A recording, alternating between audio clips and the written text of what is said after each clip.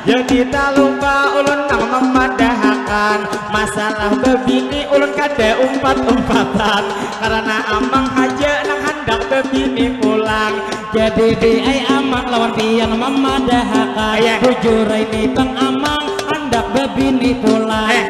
Cuma nang ini hendak bang mencari saikung bebini nang istilah kata nang kada pamamayan. Jadi tak lupa lamun nang kayang itu mangai harapan pian.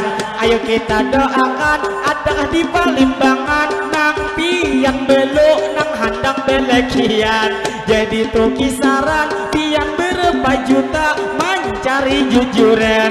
Jadi di ai amang lawan pian memadahakan dasar tuh nyamannya cilai memakan kanas nyaman tuh bang lagi cilai memakan mangga ujar palimbangan bibininya bungas-bungas adakah tuh jujuran sekitar 5 juta.